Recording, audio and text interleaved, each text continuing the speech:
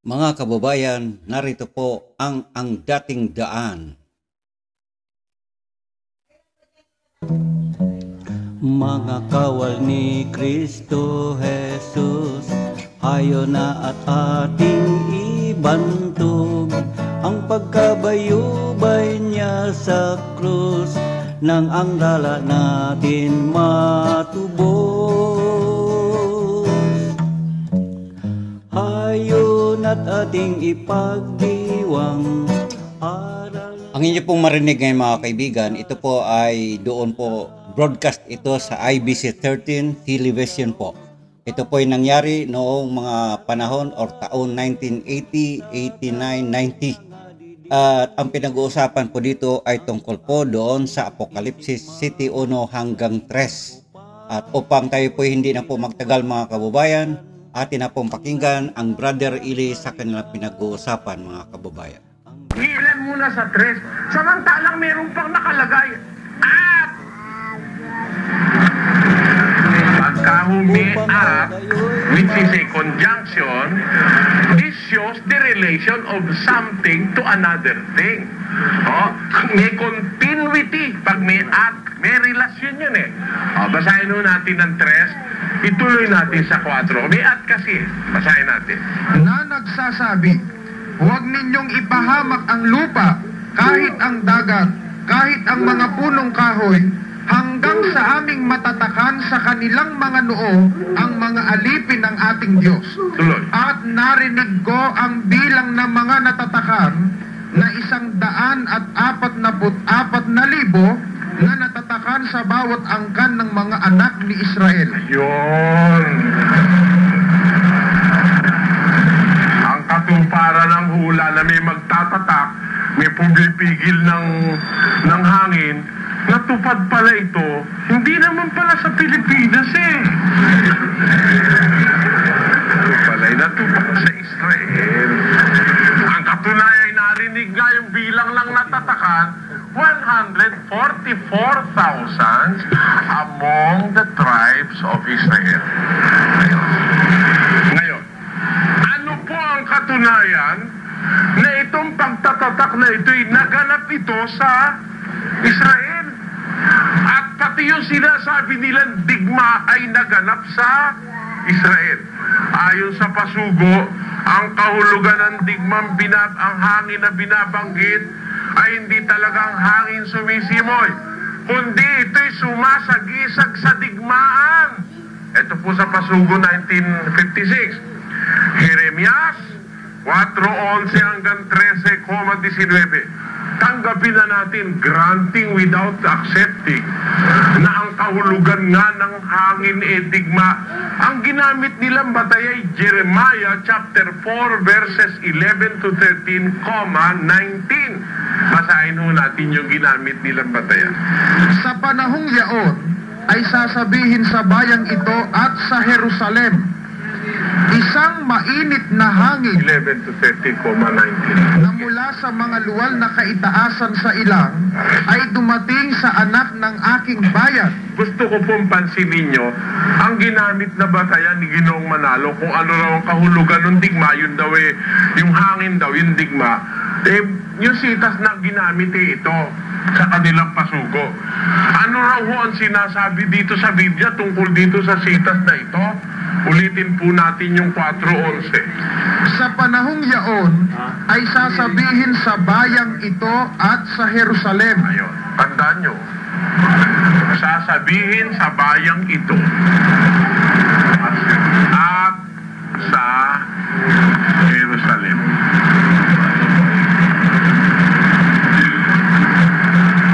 Saan ho sinasabi? Hindi sa Pilipinas, no? Doon sa sitas na ginamit nila, sila gumamit, masisisi nyo ba ako? Yung mga ministro nagagalit, huwag ka naman magalit, mag-isip ka lang, kiterma. Eto, sasabihin sa bayang ito at sa Jerusalem. Ano ang sasabihin sa Jerusalem? Tuloy. Isang mainit na hangin. Ilan?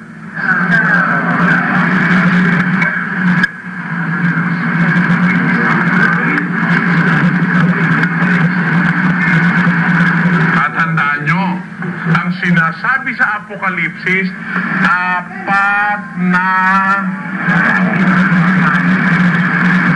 Huwag ko kayong padadala doon sa filosofya. Hindi ka ibig sabihin apat na digma o apat na hangin. Kasi kaya sabi kang apat, dahil apat na sulok ng lupa ang involved, kaya World War. Yung mga hindi nag-iisip, nakukuha ron eh. Pero hindi ho ganon. Ang ginamit na batay Jeremias 4:11-13, isang mainit na hangin. Saan? Namula sa mga luwal na kaitaasan sa ilang, ay dumating sa anak ng aking bayan, hindi upang sumimoy o maglinis man.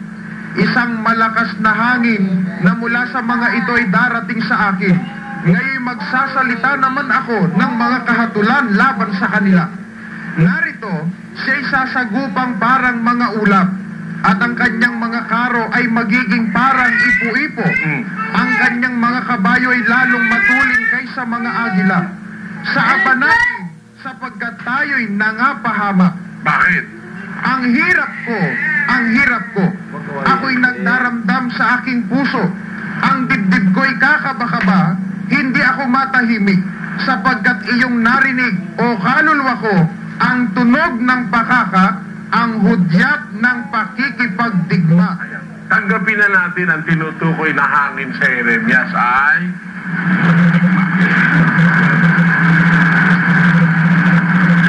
Pero saan ho dadating?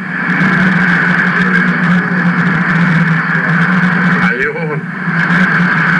Sa Jerusalem. Tama. Bakit? Kasi yung magtatatak na anghel ang natatakan sa Israel na ganap eh. Kung saan ang Israel, ang Jerusalem, ang kapital. Kaya, sasabihin sa bayang ito, alin pong bayan ang tinutukoy? Yung Israel. At sa Jerusalem, which is the capital of Israel. Narito, isang mainit na hangin. Ilan ho? Isa.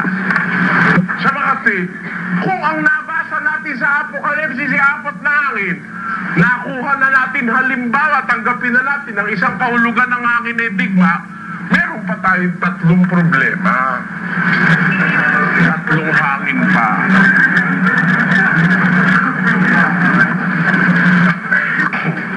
Meron po bang patotoo sa Biblia na talagang apat na hangin ang darating at ya'y mangyayari sa Jerusalem?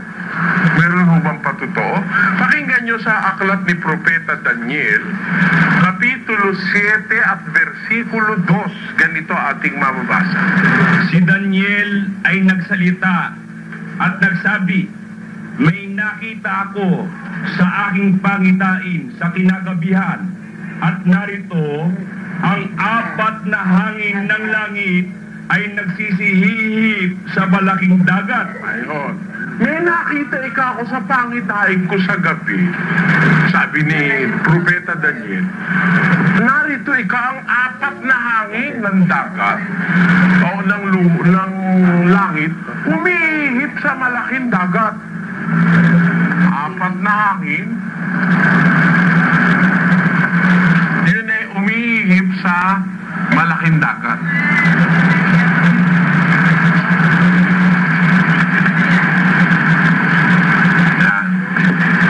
Nakita yan ni Propeta Daniel. Tanggapin ho natin ang isang kahulugan ng hangin ay digma. Nakita rin niya ba ang katuparan na nagkaroon talaga ng digma? Pakinggan nyo naman sa 9:2 ni Daniel pa rin.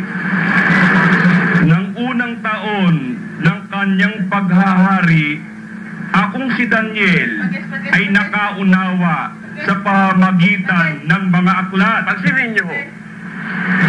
Nang unang taon ng wika ng kanyang paghahari, akong si Daniel, nakaunawa ako sa pamamagitan ng mga aklat.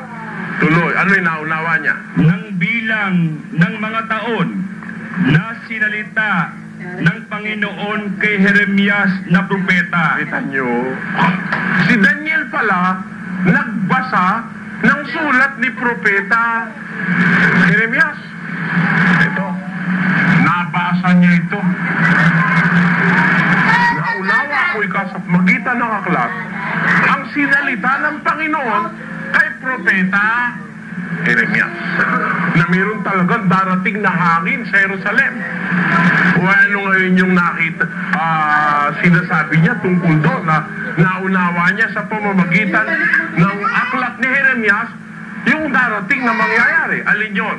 Dahil sa pagkaganap ng pagkasira ng Jerusalem, 70 taon. Nasira ho ang Jerusalem, anyo 70. Ang palatuntunan ay nagbibigay po ng babala sa lahat. Mayroon pong ilang grupo ng mga tao na kunway nangangaral sa mga sasakyang pampubliko at sa mga lansangan, lalo na po dito sa Metro Manila, at pagkatapos ay nanghihingi ng tulong na pinansyal o abuloy sa mga lugar na yaon. Ang kanila pong ginagamit na pangalan ay ang pangalan ng palatuntunang ito, ang dating daan. Kaya kami po'y nagbababala sa inyo na kung maaari ay tulungan ninyo kami na mahuli ang ganitong mga taong impostor na naninira sa isang kaparaanang pinalilitaw nila na kami po ay kumukuha ng abuluyan kahit sa hindi namin mga kapatid. Hindi po namin ginagawa ang bagay na ito at hindi namin ito magagawa sapagkat isa po sa pangunahing doktrina ng samahang ito ng Iglesia ng Diyos kay Kristo Jesus na huwag kukuha ng abuloy sa kanino mang hindi kapanampalataya. Kaya imposible po na mayroon kaming mga kasamahan na kumuha ng abuloy sa mga daan o sa mga bus. Yan po ay pamimiki o pag-iimpostor. Nakahanda pong magbigay ang palatuntunang ang dating daan ng halagang 50,000 pesos sa kanino mang makapagtuturo sa amin sa ganitong mga tao na ginagamit at kinakasangkapan ang aming palatuntunan sa kanilang hindi marangal na layunin. Ito po'y isang uri ng paninira sapagkat nagpapakunwari silang kasamahan namin at saka sila humihingi ng pera o ng tulong o ng abuloy sa mga tao. Inuulit ko po, binababalaan namin ang lahat at hinihingi po namin ang inyong kooperasyon na mahuli ang ganitong uri ng mga tao at mga mangangaral. Ipagbigay po alam ninyo sa amin sa pamamagitan ng aming mga telepono. At ang sino mang makapaglilid sa amin para madakip ang ganitong mga tao, tatanggap po kayo ng kaunting pabuya na 50,000 piso. Maraming salamat po. 70 taon, ito po ba'y pinatutunayan ni Kristo na talagang magkakaroon nga ng digma at pagkasira sa Jerusalem at ito'y naganap nung anyo 70?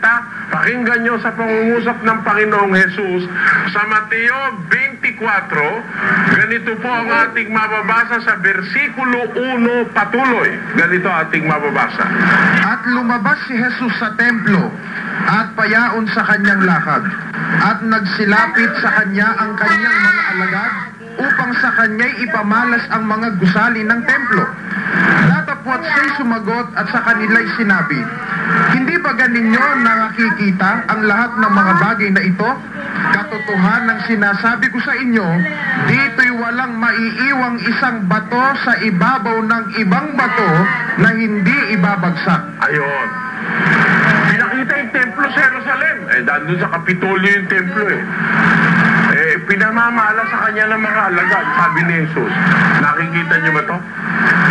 Itong templong ito, mga gusaling ito, dito walang maiiwang isang bato sa ibabaw ng isang bato na hindi babagsak. Ibig sabihin, mawawasak pala yung templo na yun, ano? Kailan yun? Tanungin natin si Kristo kung kailan yun. Sa 24 yan, ang Mateo 24:1-2, ano? Ikoma ho natin sa versikulo 15. Kaya nga, pagkakita ninyo ng kasuklam-suklam na pagkasira na sinalita sa pamamagitan ng propeta Daniel. Yun.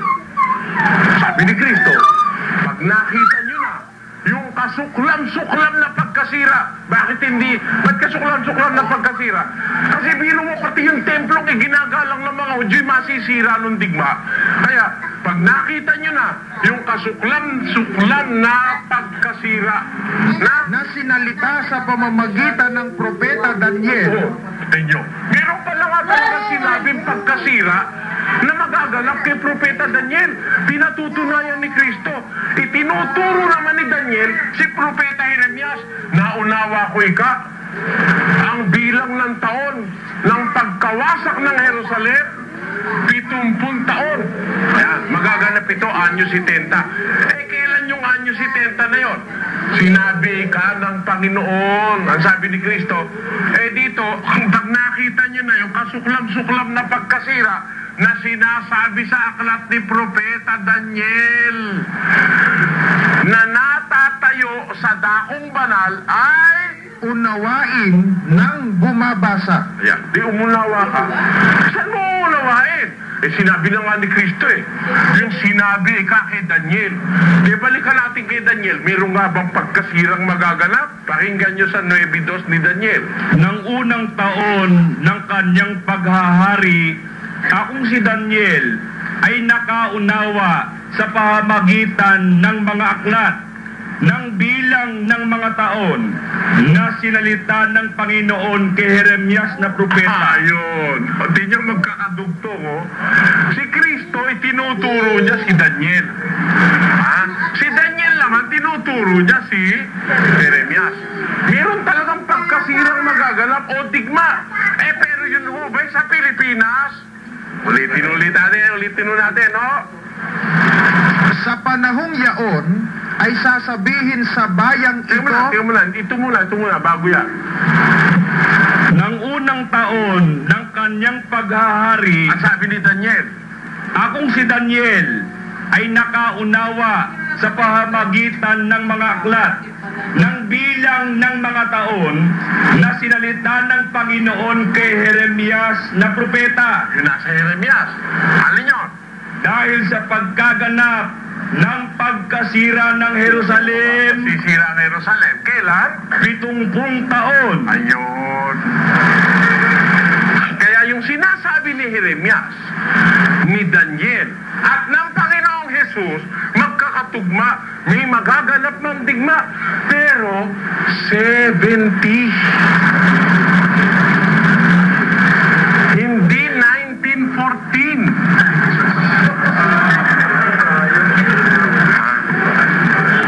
Hindi. 70. Saan magaganap? Doon din sa lugar kung saan magtatatak. Saan ba magtatatak? Di ba sa Israel? Kaya nga ang natatakan, 144,000 sa mga anak ni Israel. Walang Pilipino nung kasisa. Doon sa lugar ng pagdidigmaan, doon mismo manggaganap yung pagtatatak. Pag natapos na ang tatakan, saka didigma. Kailan ho nag-umpisang magtatak ang Panginoon Kristo? Granting na ang pagtatatak nga ay pangangaral. Kailan ho nag-umpisang mangaral si Kristo? Anyo, umigit kumulang 30 AD. Kailan ho dumating ang digma sa Jerusalem? Anyo 70 AD. Nakapanhik na sa langit si Kristo, tapos lang magtatak. Saka sumiklab ang digma sa Jerusalem. Sa Pilipinas ho ba ito? Hindi. Ito po'y naganap sa Jerusalem. Ang digmang ito. Ngayon, ang lusot nila riyan, babasahin nila yung Mateo. Makakarinig ka kayo ng mga digmaan. Alingaw-ngaw ng mga digmaan. Alin ikaw ang digmaang umalingaw-ngaw? Yan ikaw ang unang digmaang pandaigdig na ginamitan ng mga makabagong mga imbensyon. Kaya umalingaw-ngaw, binabalita yan sa buong mundo. Sabi, yung salita nila yung umalingaw-ngaw, pinakahulugan na nila yun. Tapos, at yan ikaw ang digmaan na yan, ang kanyang mga karo ay matutulimpay ka sa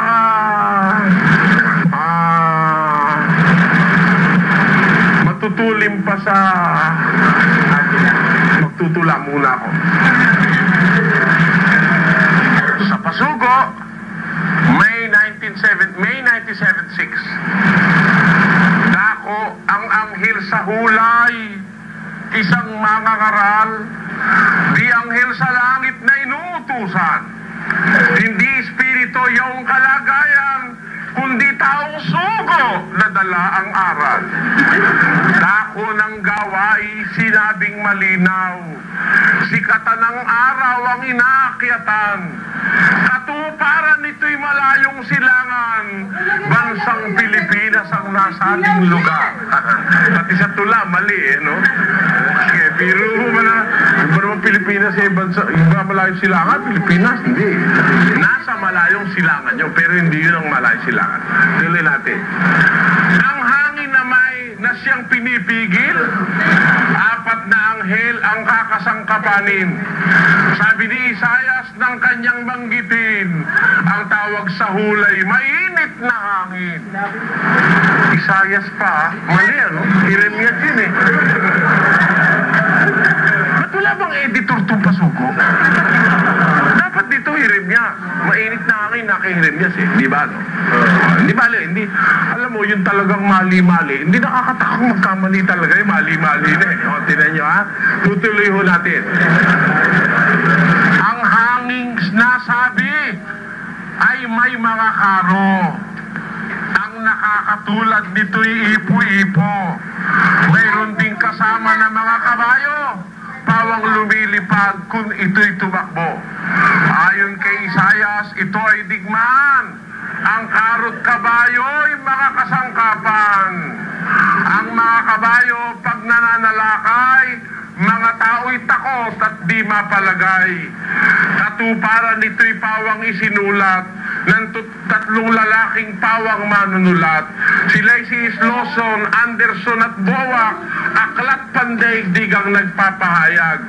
Pawang mga tangke ang nasabing karo. Ang kabayo na may mga ereplano. Ayun. Yung pala ang kahulugan. Yun daw mga karo, yun daw ay tangke. At yun naman daw kabayo, may mga eroplano. Yun daw ang ginamit noong 1914. Ngayon, ang ating tanong, totoo bang yung tangke nga yun nga ang kabayo? Yung karo? At yung tangke digera, ibig sabihin yung tangke, yung bang malaking parang armor tank, ano? Battle tank. Na mayroong machine gun sa harap, ano? Tapos yun naman daw kabayo na lumilipad mga aeroplano. Tuklasin ho natin sa Biblia ang kanilang mga pakahulugan dito sa bagay na ito, mga kapatid. At saka natin ilapat sa tamang pangyayari sa sinasabi ng Biblia. Hindi doon sa pangyayari sinasabi nila. Sino-sino yung natatakan? Ano ang itinatak? Kasi dapat alam natin pati itinatak. Kasi maraming tatak sa Biblia. Sabi ng Diyos, ang aking mga saabat magiging tanda sa akin at sa inyo. Yung sabat pala, tatak din yun. Tanda rin yun, ayon sa Ezekiel. O meron naman tanda ng hayop sa kanang kamay o sa loob. Sabi nga ng pasyon ni Padre Padre Aniceto de la Merced, yung pasyong katolikong binabasa natin. Ipagutos magkintal sa noo ng kanang kamay. Ano yung pangkikintal? Hindi kaliwa. Kanan sa noo ikikintal. Tandang pagkakakilanlan na sila nga'y kampong tunay nitong Antekristong bunghang. Masama pala yung may kintal sa kanang kamay at saka sa noo. Dahil ayon doon sa pasyong ginawa ni Padre Aniceto de la Merced, yun daw ang pagkakakilanlan na sila'y kampong tunay nitong Antikristong hunghang. Kaya marami yung tanda sa Biblia, mga tatak. Yung kay Satanas, may tatak yun. Yung sa Diyos, may tatak din yun. Alamin natin, kung ang nagtatak ay yung anghel sa sikatan ng araw, at ang tinatakan ay 144,000 sa lahing Israel, ano ang itinatak? Ano ang tunay na kahulugan ng pagtatatak ayon sa Biblia? Ano yung tangke, yung karo at saka yung bayo? Hopefully po sa susunod natin pagkikita, mariresolve natin ang mga bagay na ito. Biblia na yung holy water ay manggagaling sa ulan o sa ilog. Alam mo ang pinanggagalingan ng holy water sa Biblia? Pakinggan mo sa Juan Kapitulo 7. Meron ganitong pangungusap ang ating Panginoon. Ito po. 38 po. 7:38. Ang sumasampalataya sa akin, gaya ng sinasabi ng kasulatan, ay mula sa loob niya ay aagos ang mga ilog ng tubig na buhay. Ayon. Ang sumasampalataya ay ka sa akin, sabi ni Jesus. Gaya ng sinasabi ng kasulatan, mula sa loob niya aagos ang mga tubig ng ilog ng tubig na buhay. Mga ilog ng tubig na buhay. Rivers of living water. Hindi tatak yun, ha? Rivers of flowing of living water. Ayan. Yun ang binabanggit sa Biblia na banal na tubig. Yung nanggagaling sa loob ng isang sumasampalataya. Ano ba yung tubig na yun na nanggagaling sa loob ng isang sumasampalataya? Yan mo ba yung literal na tubig? Pakinggan nyo sagot ni Cristo sa 6:63 niyang paringwan. Ang Espiritu nga ang bumubuhay. Sa laman ay walang anumang pinakikinabang. Ang mga salitang sinalita ko sa inyo ay pawang espiritu at pawang buhay. Yung palang mga salita ni Kristo, hindi mo pwedeng gawitin literal eh. Ang mga salitang sinalita ko sa inyo, pawang espiritu at pawang buhay. Kaya ho yung sinabi ni Kristo, na pag sinampal ka sa kaliwa, ibigay mo yung kanan. Pag niliteral mo yun, lalabas kang tanga. Pero mo sinampal ka sa kanan.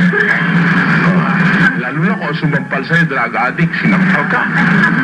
Bibigay mo yung kaliwa. Oo, sige pa, isa pa. Baka saksakin ka na nun dahil mabubuisig mo yun. Pag yun, binigyan mo ng literal na kahulugan, hindi ubra. Hindi ubra. Kaya sabi ni Kristo, ang akin may sinasalita sa inyo, pawang espiritu at buhay. Ano ba yung aagos na mga ilog ng tubig na buhay mula sa loob ng isang sumasampalataya? Anong klaseng tubig yun? Hindi naman pwede sabihin nating literal na tubig yun dahil biro mo aagos mula sa loob. Alam naman natin yung loob, yung puso, ano? Ano ba yung aagos na yun? Ano ba yung inilalagay sa puso ng isang sumasampalataya na siya ring lalabas sa kanya?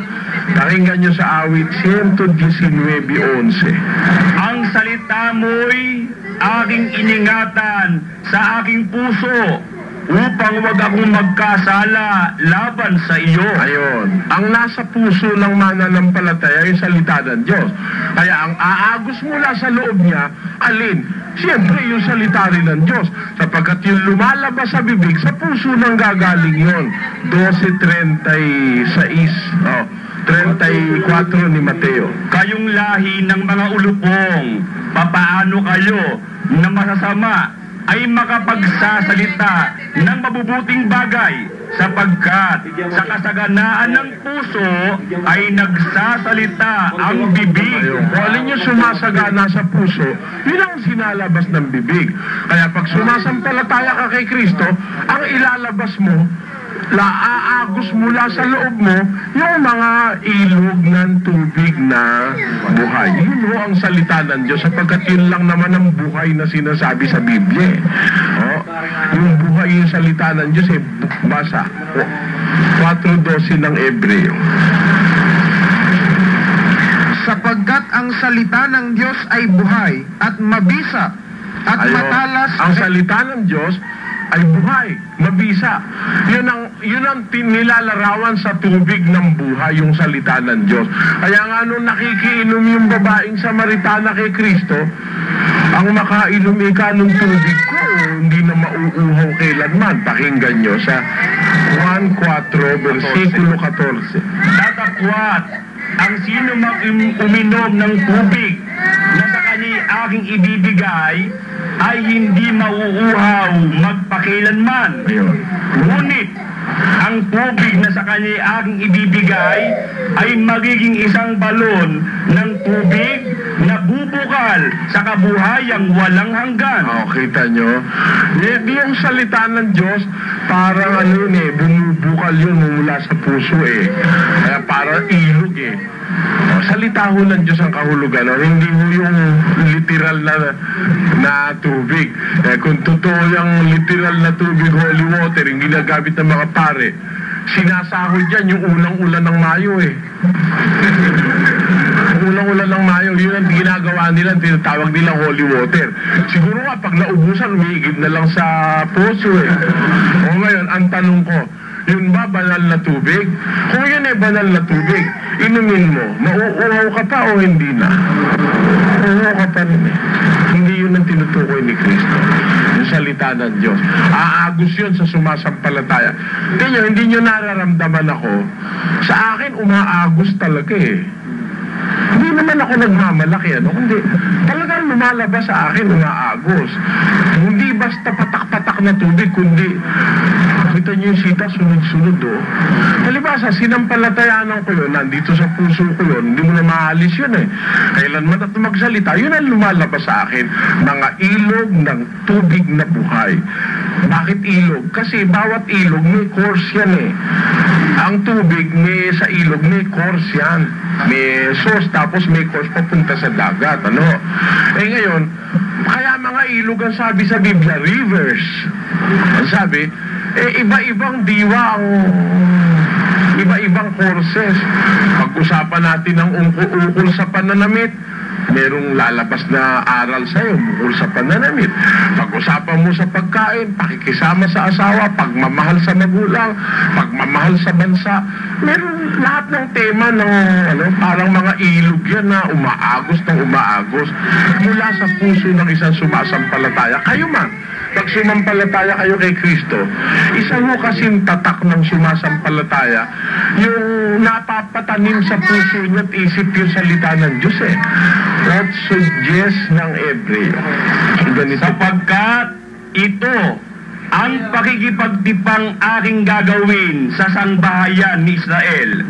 Pagkatapos ng mga araw na yaon, sinasabi ng Panginoon, anong gagawin ng Diyos?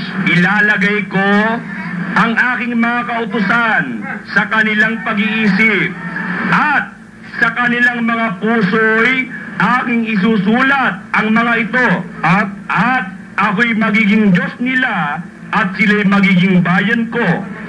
Ayun, sabi ng Diyos, ang aking kautusan lalagay ko sa kanilang isip. Sa kanilang puso, isusulat ko ang mga ito. Kaya yun ang tipan ng Diyos Pagka nasulatan ka, ibig sabihin katipan ka ng Diyos. Meron kayong tipanan. Ngayon, kung wala kang alam na salita ng Diyos, kundi ang wala mo yung magkakaway na gano'n, Hallelujah, praise the Lord. Hindi siguro kasali dun sa kailangan, kahit hindi mo masabi, kailangan ba natanim sa puso isip mo yung salita ng Diyos? Hindi ba nararamdaman mula nung mag-exposition tayo? Hindi naman ho mahalaga yung makabisado mo kung anong numero yung bersikulo at kapitulo eh. Ang mahalaga ho ron, makabisado nyo yung salita ng Diyos, matanim sa puso isip mo. Kasi yan naman ho kapitulo at bersikulo, wala naman ho sa Bibliang original yan eh. The original Bible is not divided in verses and chapters. Dapat nyo maintindihan yan. Parang ordinaryong libro yan na dire-diretso ang salaysay. Kaya lang ho yan nagkaroon ng kapitulo at bersikulo, nilagyan niya ng kapitulo ni Cardinal Hugo ng Hugo de Santo Caro.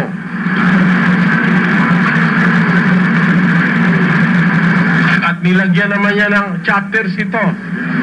At naglagay naman ng verses dyan ay si Robert Stevens.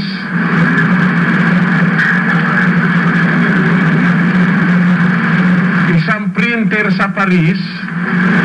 Siya naman ang naglagay po ng mga verses.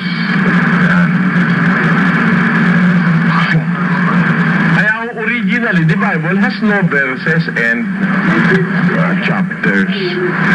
Kaya po nagkaroon lang, pinaghiwa-hiwalay lang para madaling matandaan. Ako, ang mahalaga sa akin, hindi yung chapters and verses eh. Ang mahalaga sa akin, kahit isa na mo Biblia, patayin mo lahat ng ilaw, babasahin ko sa iyo yung salita mismo ng Diyos. Yun ang sasabihin ko. Dahil, yun ang natanim sa puso ko. Maaaring nakakalimutan ko yung chapters and verses, but not the content of the chapter and the verse. Yun ang aking paniniwala. Kaya, yung ilog ng tubig na buhay, tubig ho na yun, hindi po literal na tubig, salita ho ng Diyos yun. Aagos at bubukal sa puso ng isang mananampalataya. Yun ang sagot natin doon. Ang palatuntunang ang dating daan ay nagbibigay po ng babala sa lahat. Mayroon pong ilang grupo ng mga tao na kunway nangangaral sa mga sasakyang pampubliko at sa mga lansangan, lalo na po dito sa Metro Manila, at pagkatapos ay nanghihingi ng tulong na pinansyal o abuloy sa mga lugar na yaon. Ang kanila pong ginagamit na pangalan ay ang pangalan ng palatuntunang ito, ang dating daan. Kaya kami po'y nagbababala sa inyo na kung maaari ay tulungan ninyo kami na mahuli ang ganitong mga taong impostor na naninira sa isang kaparaanang pinalilitaw nila na kami po ay kumukuha ng abuluyan kahit sa hindi namin mga kapatid. Hindi po namin ginagawa ang bagay na ito at hindi namin ito magagawa sapagkat isa po sa pangunahing doktrina ng samahang ito ng Iglesia ng Diyos kay Kristo Jesus na huwag kukuha ng abuloy sa kanino mang hindi kapanampalataya. Kaya imposible po na mayroong kaming mga kasamahan na kumuha ng abuloy sa mga daan o sa mga bus. Yan po ay pamimiki o pag-iimpostor. Nakahanda po magbigay ang palatuntunang ang dating daan ng halagang 50,000 pesos sa kanino mang makapagtuturo sa amin sa ganitong mga tao na ginagamit at kinakasangkapan ang aming palatuntunan sa kanilang hindi marangal na layunin. Ito po'y isang uri ng paninira sapagkat nagpapakunwari silang kasamahan namin at saka sila humihingi ng pera o ng tulong o ng abuloy sa mga tao. Inuulit ko po, binababalaan namin ang lahat at hinihingi po namin ang inyong kooperasyon na mahuli ang ganitong uri ng mga tao at mga mangangaral. Ipagbigay po alam ninyo sa amin sa pamamagitan ng aming mga telepono. At ang sino mang makapaglilid sa amin para madakip ang ganitong mga tao, tatanggap po kayo ng kaunting pabuya na 50,000 piso. Maraming So mga kapatid, hanggang dyan lang po ang ating na-record na audio tips mula kay Brother Eli. At muli, tayo po'y magpapaalam na po muna mga kababayan at narito po muli ang ating awit. Mga kawal ni Kristo Jesus, Hayo na at ating ibantog ang pagkabayubay niya sa krus, nang ang dala natin matubos. Hayo na't ating ipagdiwang aral niyang tanging kaligtasan. Ito ang tanging matutunghan na sa banal na kasulatan. Hayo na't ating ipagdiwang. At hanggang dito lang po mga kaibigan ang ating ginagawang record na ito. Hanggang sa muli, abangan po ang kasunod nating ginagawa na ito bilang pagbahagi sa inyo sa mga pinakaluma, or sabi nga nila sa English is rare audio recordings ng Brother Ili. Maraming salamat mga kabayan. Hanggang sa muli, babay na po. Ang langit na kaharian, kaya kung